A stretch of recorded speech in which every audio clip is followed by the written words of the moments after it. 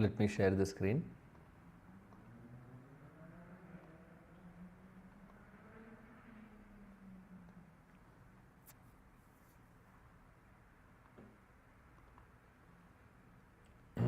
So we are studying Sri Bhagavad Gita, chapter number 2. We are in the 51st sloka. So last class we have discussed, last few classes we have discussed about how to practice Nishkama Karma Yoga, Karmanyevadhikaraste ma phaleshu kadachana. That was ma karma phala heturbur mate sangosto akarmani. We spoke about yoga, yogastha kuru karmani, in equanimity. Krishna is telling Arjuna that siddhi asiddhyo samo bhutva. You don't have to see whether you will be successful or you will be failing. You don't have to get attached to the result. Sangam tyaktva dhananjaya. He's saying like that. We don't have to get attached to the results of our activities, and whether it is failure or success, no worries. You don't have to worry about it. Samatvam yoga uchyate. So you have to be equal, or you have to see the situations in equanimity. And he's saying that is your real yoga. That also we have seen in the 48th verse. And 49th verse we have also seen that Krishna is saying, telling Arjuna that you have to reject all the abominable actions. So we discuss avara karma or sakama karma. Basically, abominable action doesn't mean that the sin, basically here speaking about sakama karma, or expecting something from my karma or activity. Such thoughts you need to remove, or you should reject. In the sense, sakama means we are expecting results for everything, that kind of, because when we expect something that is not pure, even if you are expecting something in return, that means we are not actually performing the duty or service in the right consciousness. So we may think that okay, we should expect some result, right? Because if a student is studying in the school or in the college, naturally they will expect good marks, right? And a college graduate who is graduating out of the college, definitely they will expect some job. We are not talking about such things. The reason is that whatever is required for our maintenance of this body, and keeping the body and soul together and practice Krishna consciousness, whatever is required for that, we should do it. There is no problem, and that will not result in the bondage also if we are doing it in the proper consciousness. So Krishna is not telling that you should stop the activities. So this is the ultimate understanding of karma yoga. Krishna is not telling Arjuna not to do, you should not do your activity. He's saying that he's actually encouraging him to do the activity. But how to do that is what is Krishna is saying. In what consciousness you need to do is what Krishna is saying. So nothing wrong in going to, we have to study, we have to go to job, we have to make money, and we should do whatever is required for our maintenance. Nothing wrong. Krishna is not saying to stop that, but he's saying that you do as a service, or you dedicate your actions, karma, to me, then you will be saved from the reactions, or you will be saved from the bondage of the reactions, or bondage of karma. That is the only thing he's saying. He's not saying to stop it. So we should understand. So it's not difficult for us to perform karma yoga. Why? Nishkama karma yoga. Do our all duties in the consciousness that I am doing this as a service to Krishna. We can go to job, we can maintain our family, we can clean our house, we can do anything, any matter, anything we take, we can do everything. But abominable things, wrong things we should not do. Like for example, going to bar and having alcohol, going to some gambling places and doing doing some gambling, and killing animals just to satisfy our tongue, and eating These are abominable as per the Shastras. This is not my words, this is from Bhagavatam, from the Shastras. So there are 4 things which is abominable, which we have to completely avoid as per scriptures. It's clearly mentioned in Bhagavatam, first canto, 17th chapter. Very clearly mentioned. Because the dharma is representing, or dharma has 4 legs, in the sense 4 pillars. What are the 4 pillars of dharma? Anybody?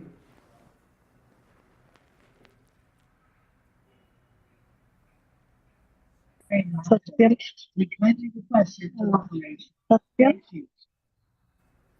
Satyam. Purity. Yes, Truthfulness.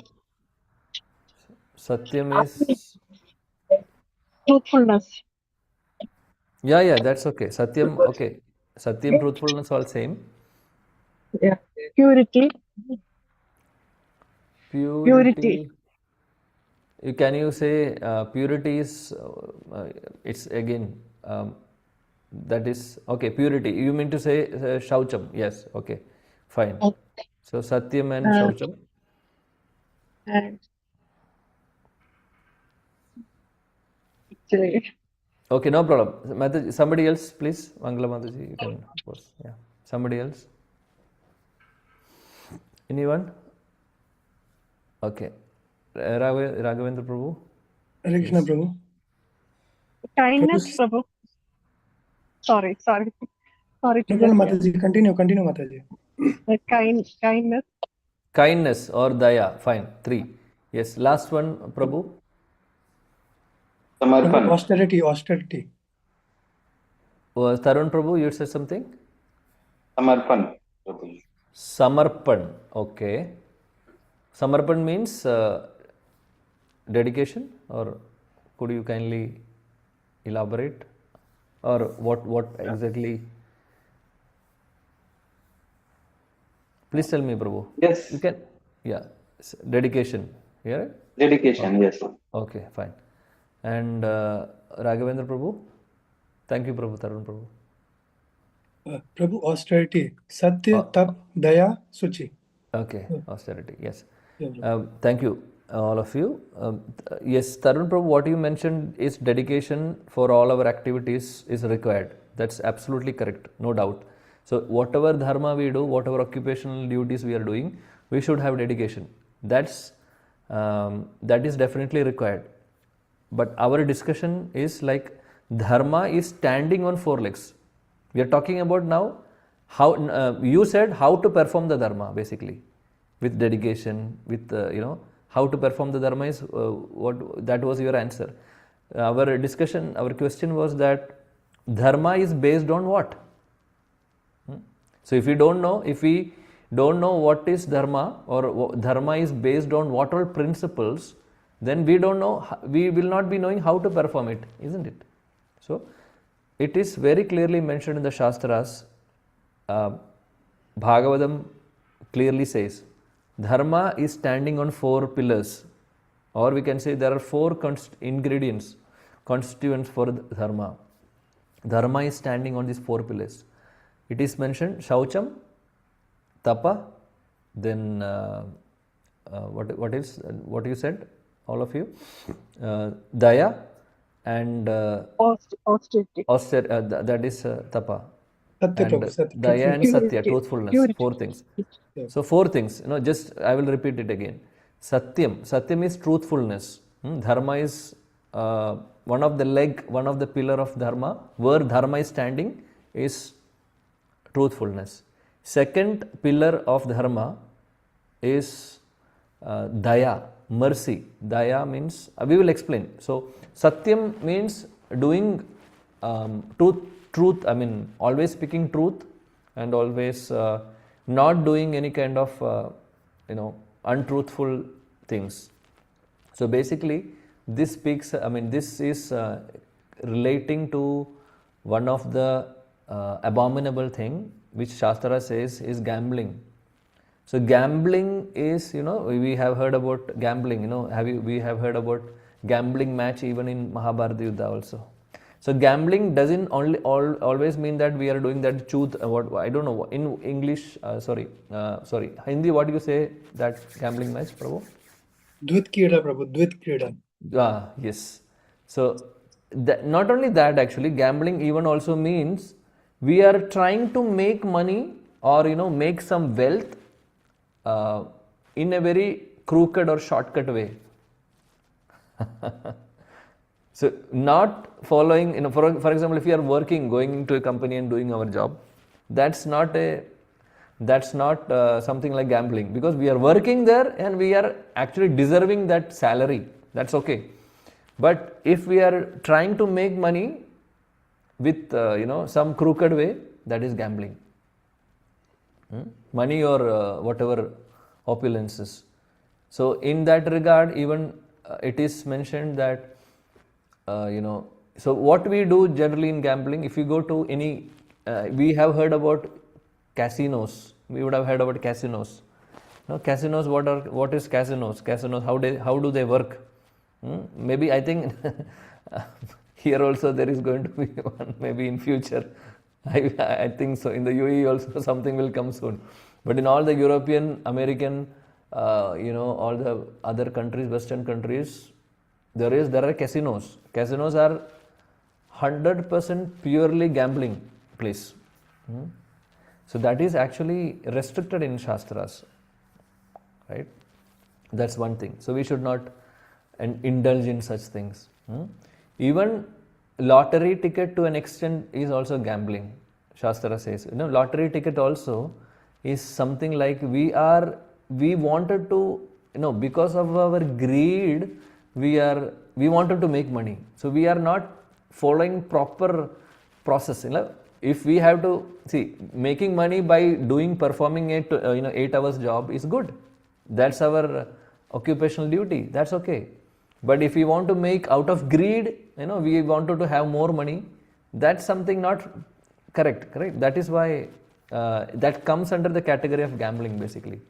So to an extent, so how we do it, how we understand this is something, see, if somebody is taking big ticket or whatever tickets from airport, please forgive me if that is something which we are doing. But the point is that if we analyze the process of how it works, we can understand that we are trying to make money through a shortcut way, because of some greed for it. So that is what is being not encouraged, or Shastra says we should not do. That's that's connected to truthfulness basically. That is one of the dharma connected to truthfulness, which we said the example of gambling. Okay, so we'll go to the next. Before that, I have seen the hand of Suresh Prabhu before and Neetu Mataji also. Suresh Prabhu, you lowered the hand, but if you have Suhas something. Prabhu, Suhas Prabhu hand was Suhas, raised. okay, so it was Suhas. Hey, Suhas yeah, Prabhu. Hare Krishna Prabhuji. I got answer. I was about to ask about the lottery, and then you answered it. So I lowered the hand. Yeah. Yeah. Actually, Prabhu, to be, if we see if it is, are we making money in a proper way? No. We have some greed for it, correct? And we are trying to make short-term money out of from some, trying our luck and all. So this is basically like gambling only. We are going to a casino, and what we are doing there? Same thing. We are putting some, playing some games or whatever, and trying to make money. It's simply like purchasing a lottery ticket. We may lose it, we may get it also. So that is actually completely forbidden as per Shastras. So that comes under the principle of truthfulness. Thank you. Got it, Prabhu. Thank you, Ji Prabhu. Thank you. And Neetu Mataji, if you have something to say, I will give the reference. By the way, I will give references of all this. I am not saying something which is out of Shastras. I can give references. I can post in the group. It's from the Srimad Bhagavatam, right? I will request Raghavendra Prabhu also to find it. It's a homework for you. Please find the verse, Prabhu, and discuss with me before posting. And you should post in the group. Okay. whatever we are discussing about the 4 pillars of Dharma, including Prabhupada's purport also, right? Yeah, Neetu Mataji, you can say. You want to Yeah, Hare discuss something? Krishna Prabhuji. Yes, Prabhuji. So in the same line, Prabhuji, what about investing in stock? Is it considered as gambling as well? I was deliberately not, saying about stock. There is a reason why. Why? Because Thanks. stock market also, if we are not doing in a proper way, that also can be considered as gambling. But we should understand, any investment we do in in this world now, any investment, even if we are putting our money in the bank as a fixed deposit in India or wherever, what they are doing with that money? Do we think that it is always lying in the bank? No, they are using that money and putting our money in some investments actually, basically. So they are putting in different company stocks and all. So that is happening. So even any insurance we take, so anything we do now, even many of our companies, where we are working, we are getting salary, isn't it? So all these companies are listed in the stock market. So indirectly we are getting affected, but we don't have to worry about it. So that is like, that is, branches.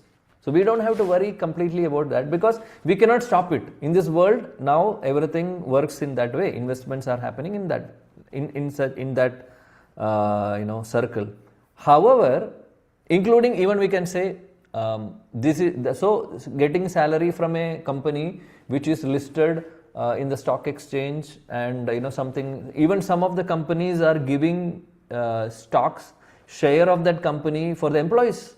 When I was working in one of the company in the Middle East before I joined now the present company, so the company was giving share for all the employees for that same company. So irrespective of if you want or no, it is part of your salary, kind of, it will be there, stock will be there. So the point, so let us, so we don't have to worry about those things, and also we don't have to worry about systematic investments like SIPs or mutual funds, wherein we are putting some fixed money, like for example, every month we are putting 5,000 or 10,000 Indian rupees to one mutual fund. We are doing it as an investment. We are not bothered about whether that will so we are not, see, that's like we are doing a recurring deposit in post office. We can do recurring deposit in bank also. In any bank we can do. It's like, it's a recurring kind of money. So we are not bothered. We are putting, taking some amount from our salary and investing it, and that's a systematic, and we are not bother about what will happen, or we can say that it will be growing. We have, we are not worried about it, or our consciousness is not going there and thinking, now what will happen to my mutual fund, because mutual funds are always safe, like it's, and when we see the risk profile. Anyway, I'm not giving a financial investment class here. I'm not at all good 100%. I'm zero actually in that, but I'm just sharing what I have heard from my superiors, because all these questions we also had. So that's one thing. But let's come to the point of purchasing the stock directly. There is a problem. Why? For example, I am purchasing some stocks of a company directly, So we know that there are so many options now. So what will be, I will be seeing every day or every moment. Maybe I will have one of the app always open in my mobile and seeing what happened to this company which I purchased the stock. Isn't it correct? Are we thinking about mutual fund like that? Every single day we are seeing what happened? No. Because it's a systematic investment. Okay, we don't have to worry for 3-4 years. It will be already, it's kind of investment. But what about stock? If you're purchasing directly stock, we are completely concerned. For example, we have put 5 lakhs in one of the stock. We are completely concerned and worried that what will happen to this company tomorrow. This company's share market is going down. What will happen to my money? So we are always conscious. So we are stock conscious. We are not Krishna conscious. So that is not good. Not only that, it's not a systematic plan. We are not thinking like an investment for a long term. Mutual funds, fixed deposit, and traditional plans, whatever we do, that's all investments for a long term. That's okay, acceptable. We cannot consider it to be gambling. But if it is a stock purchase, we are trying to make money in a short time. Why? If our stock is going up, if I put 5 lakhs, within 1 month or within 2 weeks, my stock has reached 8 lakhs or 10 lakhs, I may sell off. I may sell off and try to get that profit, isn't it? So what we are doing, we are trying to make money in a short term, in a very short term, and our focus, our consciousness, everything is going there. And it's not a systematic investment plan, by the way. It's like taking a lottery only. Are you understanding what I mean? I don't know whether I'm properly, conveying the message, but if you see the science behind what we discussed, we can understand it's purely kind of gambling, because we are like, what will happen? I should get. Oh, my stock has come down, so let me hold it. So we are always conscious, and we are like wanted to make money, which is not in a proper consciousness. So that also is considered to be not good. But there are some people who are doing even purchasing stocks as an investment. Like I think now there is an option of systematic investment in the stocks also. I don't know about all this. Please don't ask me where and where details. I don't know. But I think if it is for a long term, it's okay. If we want to make some money out of greed, I want to make now, and all our energy, consciousness, everything is going in that direction, then it's not good. I hope because our consciousness should be, we have to be Krishna conscious, not money conscious or stock conscious, correct? That's the ultimate thing. Yeah. Suhas Prabhu, you have something to add? Say or ask? Prabhuji, I know, we are deviating from our topic, but just No. few lines, I have some doubt. We always say, investment means like, you have studied that business and you want to be a partner in that business, as you said, in the long term basis. So Yeah. not for short term like a day trading or anything.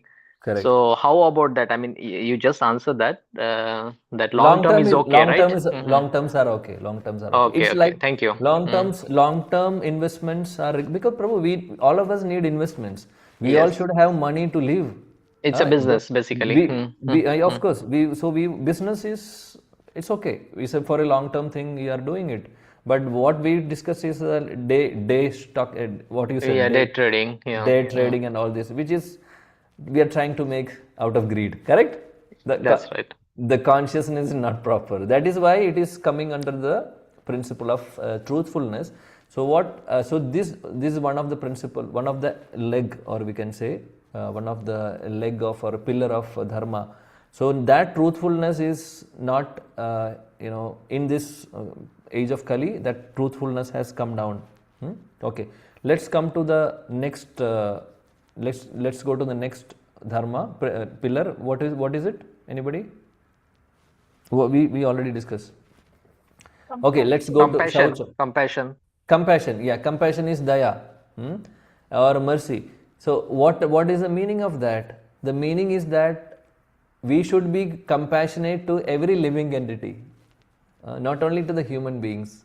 Means even to the animals, even to the plants, or So we may then that what is the meaning of compassion? We should not unnecessarily harm them. We should not unnecessarily harm them or give pain to them. That is the meaning, right? Compassion or daya or mercy. We should always try to protect them. That's the meaning. So what is the restricted thing? So we already discussed about truthfulness. That's the pillar of dharma, and the restricted thing is gambling. Second is we are talking about compassion or mercy or daya.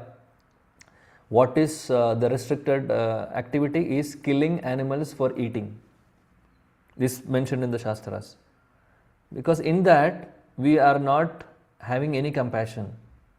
Just for satisfying our tongue, we are killing the animal and eating. Then we may ask, what about the plants? Plants are also living entities. Correct? Plants are also living entities, no doubt. No doubt about it. However, it is mentioned in the Shastras. Are you able to hear? Sorry, I just came after my morning duties. So, yeah. So, what we discussed is Daya. Okay. So, plants. Anybody? Okay. I think that question, Needu Mataji, already, I think she is unmuting the mic and going to ask the question. I know. That what about plants, Prabhu? That is, they are also living in entities. No, it's a good, I mean, very good questions. I mean, I'm just appreciating all of you. So, obviously, definitely, plants are also living entities. So, we should not harm. However, it is also mentioned in the Shastras that we also know that we have to depend on something for our existence. Jivasya Jivanam. For our existence, we have to depend on something else. So, for human beings, we have to depend on the plants, fruits, and vegetables for our existence. There is no other way. So, for our existence, if we are plucking out the fruits, so if we are plucking the the vegetables from the plant, no problem. We are not actually, and we are not harming them actually. We are not uprooting the plant, and some of the plants even uproot, and like what is that? which plant we are uprooting also and eating? Any examples? Carrot. Potato, carrot. And even that green leafy vegetable, sometimes we are uprooting Radish. also. Radish. Yeah. So see that is not giving us big karma. We are not saying that there is no karma. There is karma for everything, but the reaction is very minimal. How it is? Because we need for existence. Krishna has given all these plants and fruits for our existence. So we are not harming them. Our consciousness is not to harm them, but at the same time, we are, for our existence, we are taking. And if we are taking vegetables and fruits from the plants and we are cooking it nicely and offering to Krishna, and if we are eating that prasadam, then whatever karmas for plucking the fruits or for plucking the uprooting the green leafy vegetables or radish or carrot or potato, that will be completely nullified because we are offering to Krishna and having it. So by that process we are completely free from any of the reactions. However, if we are killing an animal, we cannot offer that to Krishna. We may think that, okay, if I am killing an animal, I will offer it to Krishna. Krishna will not accept it. He has said in Shastras very clearly. We will speak about that in the 9th chapter also, Bhagavad Gita. Krishna says, Patram Pashpam Phulam Toyam. You give me water, you give me some flower or give me some vegetables or fruits, I will accept it. But not chicken, KFC, McDonald's. He has not said that. He will not accept. He will reject it. Completely. Nobody is going, because it's against the Shastras. And why we have to kill animals? It's just to satisfy our tongue. See, every living entity has the body of that living entity is designed in such a way that they have a particular staple food or some designated staple food given by Shastras in the Vedas. For human beings, vegetables and plants are the staple food as per Shastras. For a tiger, for a lion, it's not like that. Their staple food as per their bodily structure and biological constitution and their digestive system is not vegetables and fruits. It's raw meat and they are doing it. And there is no reaction or karma for the tiger if he is hunting a deer and eating. No reaction for them. But if we are hunting and eating, or if we are chicken or whatever meat, there is a reaction. Why? that is unnecessary, because we are deviating from what Krishna has given to us, and we wanted to taste something which is not supposed to taste, or which is not supposed to do. So for that we are getting so much reaction. Shastras are going one step beyond and saying that anybody who is eating the meat, again this is from Vedas, anybody who is eating the meat, anybody who is cooking the meat, or anybody who is killing let's start from killing. Anybody who is killing the animal, anybody who is cooking the meat, third, anybody who is eating the meat, fourth, anybody is serving the meat, or anybody who is supporting in the killing of the animal, all of them are getting reactions in different levels. If we are a waiter in a hotel and serving meat, we are getting reaction. If we are it's very complicated. So the reaction of the person who is eating the meat and maybe serving may not be same, but there is going to be reactions. There is going to be effect for it, karma for it. So that is the second point. That is daya. Daya is, we can map it to the killing of animals and eating meat. Third is austerity. Austerity means tapasya. What is the meaning of tapasya? Tapasya means voluntarily taking inconvenience for some higher purpose. That is the meaning of definition of austerity. Voluntarily taking some inconvenience for a higher purpose. So for example, we are fasting on Ekadashi, or we are fasting on some particular days, right? For some Sri Krishna Janmashtami or any other particular festivals, we are fasting. Why? Because that's an austerity. It's an austerity because we want to eat, always we want to have some food, but voluntarily we are taking that austerity for a higher purpose, for pleasing Krishna or for some spiritual benefit. So that is austerity. At the same time, if we map it to the principle of austerity, there is a sin connected to that. What is that? Anybody? It is nothing but intoxication. Intoxication means we are taking something which we are not supposed to take. Intoxication is against the principle of austerity. We are not voluntarily restricting from something, at the same time we are accepting something which is abominable. That is called as third dharma's pillar is austerity. Intoxication. What is intoxication?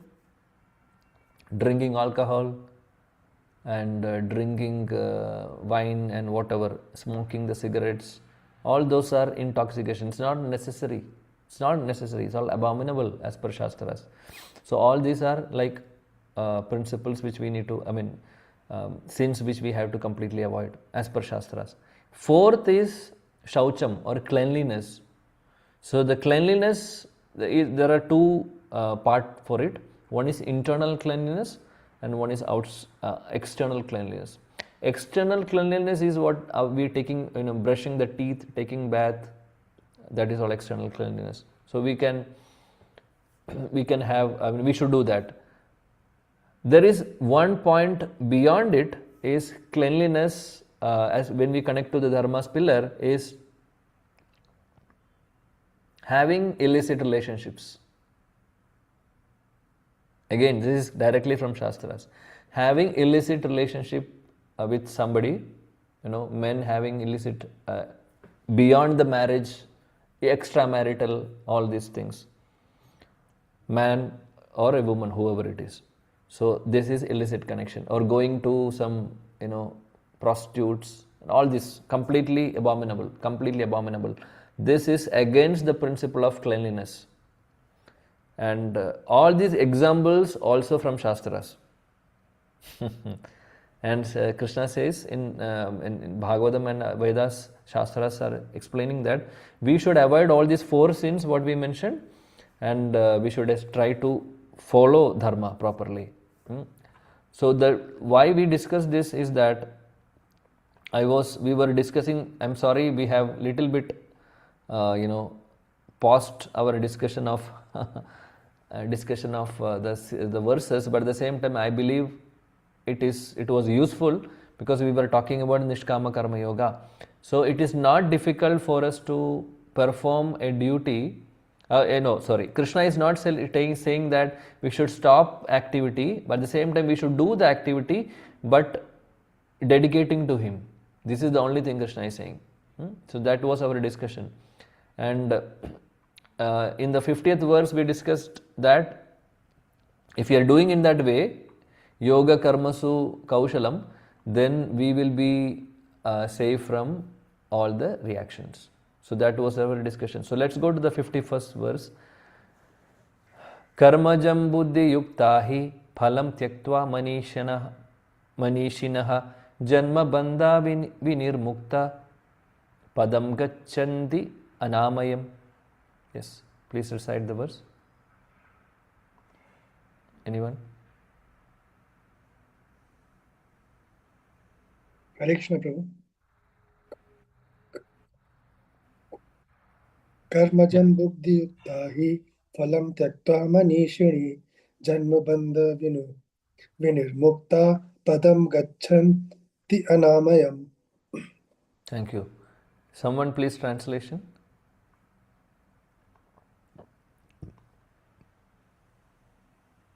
Hare Anyone? Krishna.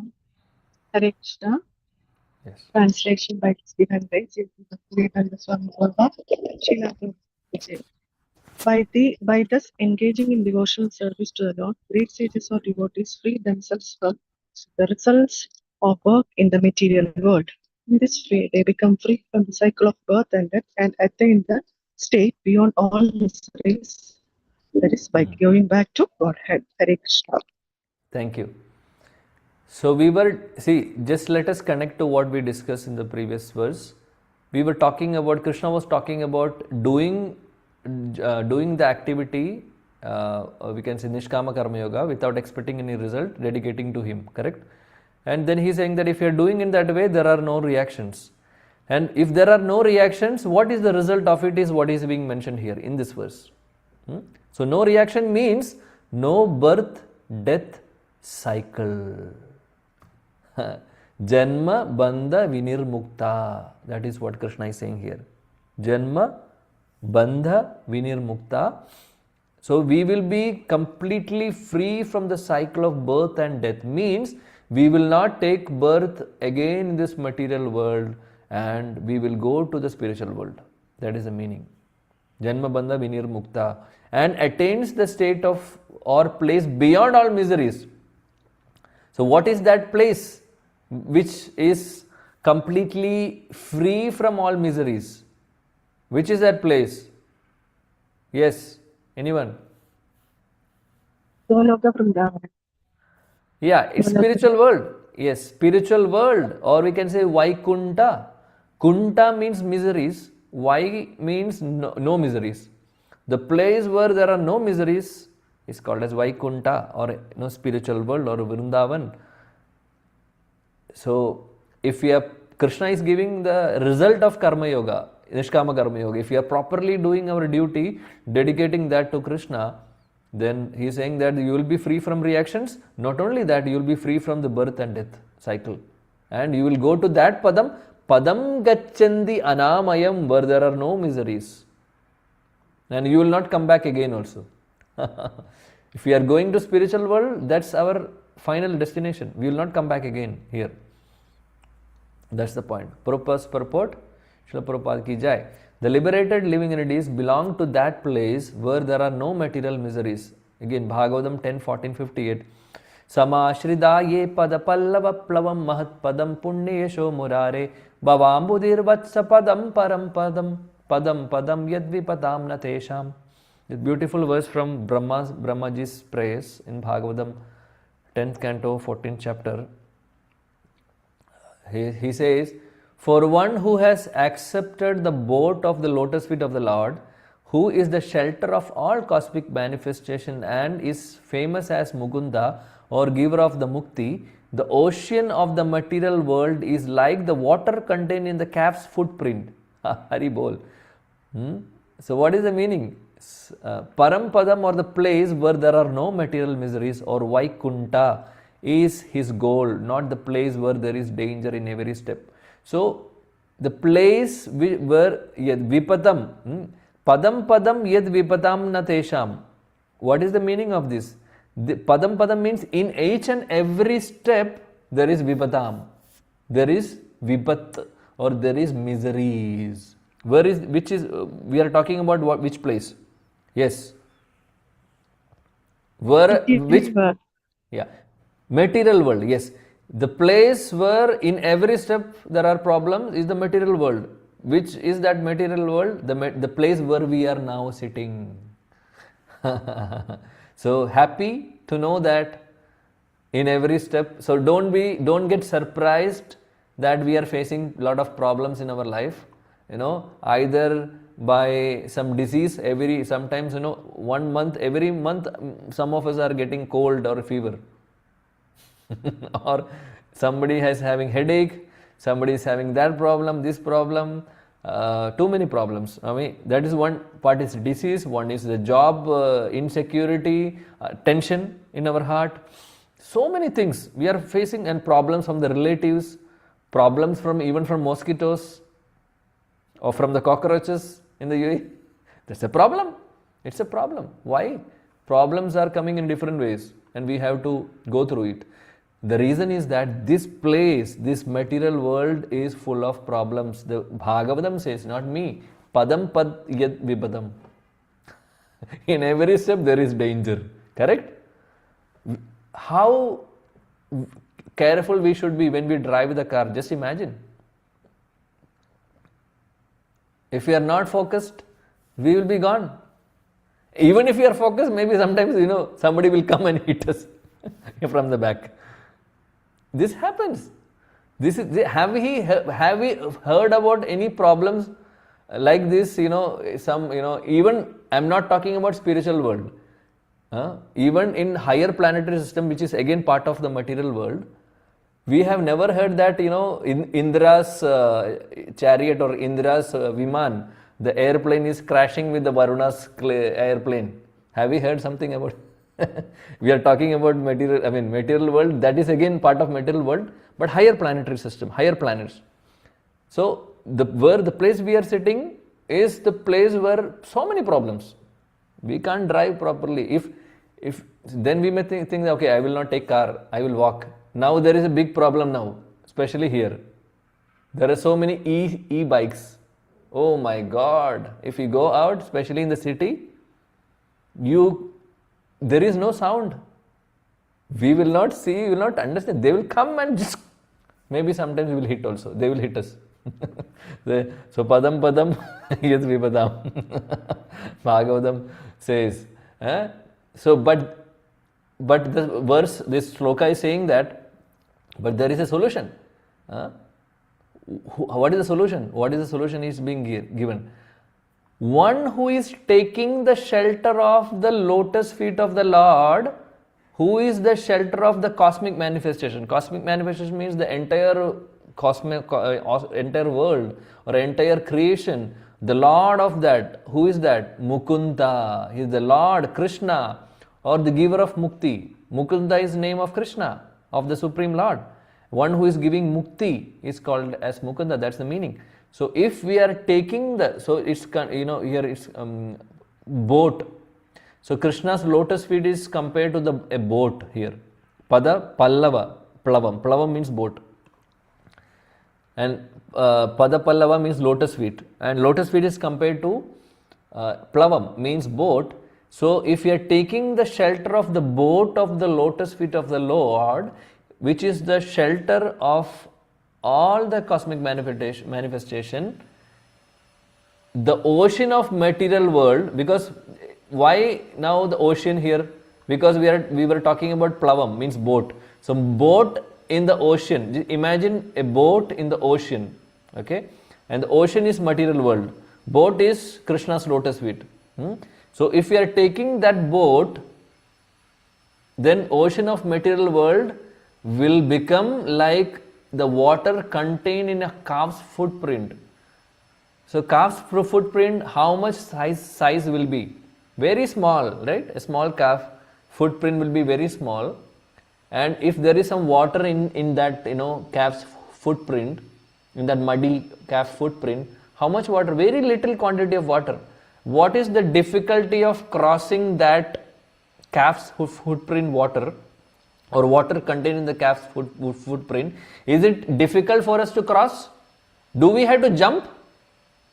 Do we have to do a long jump, long leap? Not required. Even a small baby can cross it, correct? A small baby, if he is walking, he can cross easily. So the verse says that if you are taking the lotus feet, the boat of the lotus feet of, taking shelter of the boat of the lotus feet of Krishna, the entire material world, which is compared to an ocean, will become like water contained in the calf's footprint. So the material world is compared to as Sagara or ocean, Bhavasagar. It is difficult or it is impossible to cross without taking the shelter of the boat of the lotus feet of Krishna. If we take shelter of the lotus feet of Krishna, means if you are taking shelter of Krishna, if you are worshipping Krishna, if you are chanting Krishna's name, if you are hearing Bhagavad Gita, if you are studying Bhagavad Gita, we are following the principles, we are living as per the expectation of Krishna, then it will become very easy. It is just like, a baby crossing the calf's footprint water. So we don't have to worry, he will take care, Krishna will take care. That's the point Krishna is saying. And that world which Krishna is going to take us is not having any problems. It's free from the miseries, all the miseries. Free from all the miseries. That is Vaikunta. So anybody wants to go to that place? Everybody, we all should desire. Everybody should desire. 2 hands should come up. Yes, I want to go. we don't want more problems here. So Krishna is giving a simple solution. Is just take shelter of me. I will take care. Don't worry. Otherwise, we will be lost in this world. For sure. Next paragraph. Owing to ignorance, one does not know that this material world is a miserable place where there are dangers at every step. Out of ignorance only, less intelligent persons try to adjust to the situation of fruitive activities, thinking that the resultant actions will make them happy. So Prabhupada mentions here that owing to ignorance, because ignorance means we don't know what is correct and what is wrong. That is ignorance, avidya. And we think that because of that avidya, ignorance, we think that this world we are sitting, which is actually a miserable place, but we are thinking that this place is the best place. And we are trying to be happy in the place where Krishna, who is the creator of this place, has said that this is Dukhalayam. Creator is Krishna, and Krishna has given a stamped on it, saying that Dukhalayam Ashashwadam. Two things he said. Dukhalayam means this material world is full of miseries.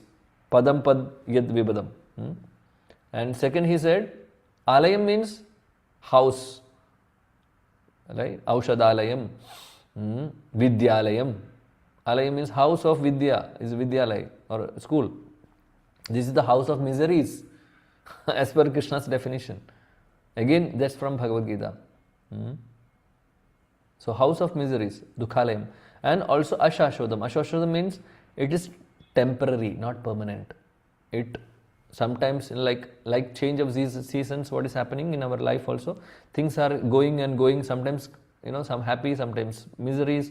It's like Always, even the world is material world is, so there is creation, there is annihilation, creation, annihilation, there is a cycle for that. That is why it is said Ashwashodam. So Prabhupada mentions here that people of less intelligent, like people, if we are ignorant, they think that we can become happy in this world. It's not possible to, in a place, to become happy where there are no happiness actually. So we are actually trying to do something which will never happen. That to become always happy, that will never happen. There will be some problems always. Even a crorepati, even a celebrity, how much problem they will be facing. Just imagine the topmost celebrity, cricketer, Virat Kohli, or any movie stars. We be thinking that okay, they will have crores of plenty, billions and billions of money in their account, thousands of fans, thousands of servants in their home, big palatial palaces they have. They have account in the Swiss bank. But do we think that they don't have any problems? They are also getting headache. They are also getting fever. They are also being affected by coronavirus. So many died also during that time. And they are having lot of mental tension. More than us. Because they wanted to protect their reputation. So somebody else, they are envious about others. So many problems they are facing. Actually. So having lot of money, having lot of wealth, having big palaces, having lot of servants, that will not make us happy. The only thing which will make us happy is when we do something for our actual, considering our actual constitutional position, which is, we have already discussed in the last class, we are servants of Krishna constitutionally. Understanding that, and if we are doing something, that will make us happy forever. That is the only way. No money or no opulences, nothing, zero. If we have more money, we are more tensed, because we may think that I may lose the money. So less money is safe. At least we don't have anything. But they also are having problem. They have anxiety of not having money.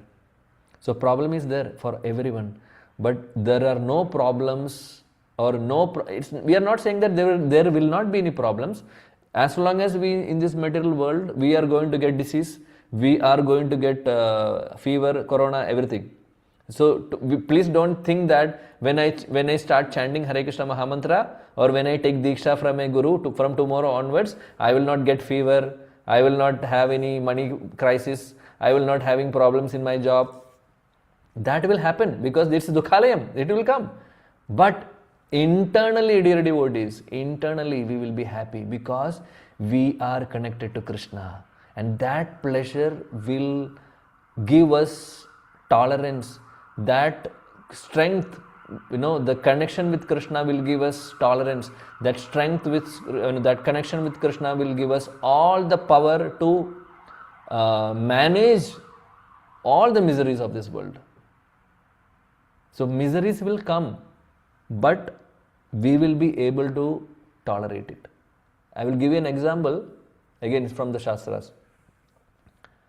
A fish in the sea or a river is not bothered about how much water it can hold. For example, of course I'm talking about flood. If there is a flood, the rivers will be overflowing, right?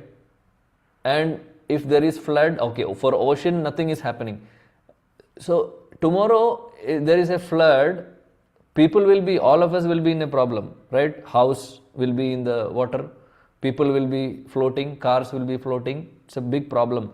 But do we think that fish is facing any problem? No. Fish is happy. For fish, no problem. Because why? The reason is that fish has taken complete shelter of water, because constitutionally fish has to be in the water only. That is the only place which fish can live. Correct? So according to his constitutional position, fish has to be always in the water.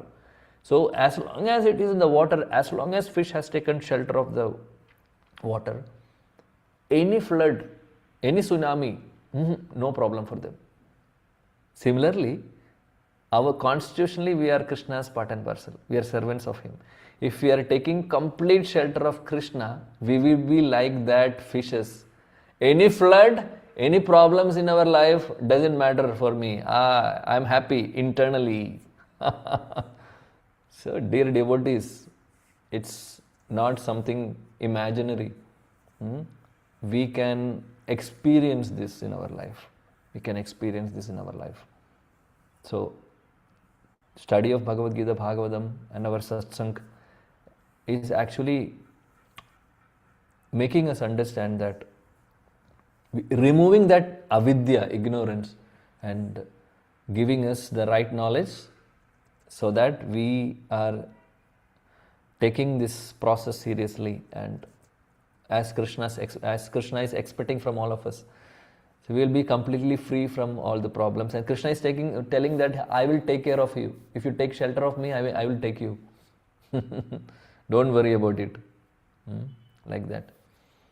Okay, let's continue a few more sentences. They do not know that no kind of material body anywhere within the universe can give life without miseries. We already spoken about it. The miseries of life, namely birth, death, old age, disease, are present everywhere in the material world. Correct? We know that there is birth, a lot of births are happening. Old age, everybody is getting old age. Everybody is getting diseases, and finally we are dying also. So these problems are there for everyone. So one may think that why there is problem for birth? Anybody can give an answer for that? Okay, death we understand, it's a problem. Old age is a problem, we understand. Disease is also a problem. Then why birth? Birth we generally... have to face the miseries. Huh? After birth, again you have to face the miseries. We cannot hear you clearly, Mataji. Sorry, Prabhu, I am traveling. No problem. That's okay. Thank you. No problem. We cannot hear you properly. Yes, Suhas Prabhu. Birth means again we are re-entering in this material world. We are already in the material world. Okay. So it's like that we are not escaping from the material world, even if we are dying. As long as we are not going to Krishna's place. We are still in the material world, but we are changing the body. We are still in the body in this world, but we are entering into the womb of another mother and taking birth. So we are just changing our bodies and going. So it's a problem actually. Why? There is no escape. As long as we are not escaping from here, it's a problem. Secondly, it's not easy to be in the womb of the mother. You know, when we study Bhagavatam, 3rd canto, it's mentioned there very clearly that it's a beautiful... Bhagavatam gives all information. You know, there is no need of scanning machine or MRI or whatever to see what is happening in the womb of the mother, or how this procreation is happening. Everything is given in the Shastras. So Shastras are the basis for everything, not the scientists who have invented any telescope or any scanning machine. Nothing. Everything is there given in Bhagavatam. Very clearly saying in Bhagavatam how that how the sperm and the ovum is joining, and what will happen on the first day inside the womb of the mother, what will happen on the 7th day inside the womb, what will happen after 1 month. Everything detailed, in a very detailed way it is explained in Bhagavatam. And finally how the child is growing in the womb, and what will be the position of the child, what will be the condition of the child. So it is mentioned clearly there that the child is not happy there, because first of all the child is completely bent. It's like a U shape inside the womb, because it's a very small place. Secondly, it is mentioned there are so many acidic, it's not a normal environment, acidic environment, lot of gastric juices, so many things are there, and whatever mother is eating, that will go to that, touching the baby, or affecting the baby also. Secondly, it is also mentioned that there are so many microorganisms also inside the womb. Of course, we know that microorganisms are everywhere. So they are also disturbing this child. The child is completely miserable. 9 months. And also Bhagavatam says, actually every child in the womb is actually crying to Krishna. Because for them, when the consciousness develops, they have some blessings from Krishna, all the child, irrespective of whether he is a devotee or non-devotee. It's mentioned in Bhagavatam that every child in the womb has a special blessing from the Lord, that they feel that pain and they think that I don't want to be in the womb of any other mother again. I want this should be my last in the womb. And child is praying and crying. It is mentioned in the Bhagavatam. But the problem is that the same child, when he is coming out, is forgetting everything. That also Bhagavatam says. That is why then we don't know anything. What is happening? We have not, there is no connection with Krishna. We have forgotten the complete relation. So the point is that Shastras clearly says that birth is also a problem. Our time is going, and let me go faster because there are some devotees, children class is happening. But one who understands constitutional position as the eternal servitor of the Lord, thus knows the position of the personality of Godhead, engages in the transcendental loving service of the Lord. So we already discussed that. So if we are understanding that we are a part of Krishna, then if we are serving Krishna, then that's the ultimate thing. So we are happy constitutionally. Consequently, he becomes qualified to enter into Vaikuntha. So that is the only way. If we are serving Krishna with our whole heart and we are surrendering to Krishna, that will take us to Vaikuntha, where there are no material measurable life, nor the influence of time and death. To know one's constitutional position means to know the sublime position of the Lord. One who wrongly thinks that living entity's position and the Lord's position are on the same level, it is to be understood that it is in darkness and therefore unable to engage himself in the devotional service of the Lord. So what is the meaning of it? If we are not understanding that we are not part of Krishna, or if we are thinking that we are same like Krishna, because there is another philosophy, some philosophical thoughts are there that they compare Jiva to Krishna, saying that Jiva and Krishna is same. Jivatma, Paramatma is same. But actually that's not the truth. He is the Supreme Lord, we are only part and parcel. Understanding our actual position and we are serving our devotional service, then we will be able to get out of this world. He becomes a Lord himself and thus paves the way for the repetition of birth and death. For whom? One who is thinking that I am equal to God. For them, there is going to be birth and death again. They will not be able to escape from this material world. But one who understanding that the position is to serve Krishna, transfers him to the service of the Lord and at once becomes eligible for Vaikuntha Loka. So if you are understanding our actual constitutional position and we are trying to serve Krishna, then we will be able to go to the spiritual world. Service for the cause of the Lord is called Karma Yoga or Buddhi Yoga, or in plain words, devotional service. So understanding our constitutional position as a servant of Krishna, if we are serving Krishna, that is Karma Yoga or Buddhi Yoga, or we can say devotional service to the Lord. So we have already discussed, if whatever activities we are doing, whatever services we are doing, dedicate to Krishna and perform, and that will help us to go back to Godhead. Yeah, that's the ultimate point. I think we are also already time up. I'm sorry that we have discussed some other things. Not unrelated, but at the same time some important other things. So we may not have time to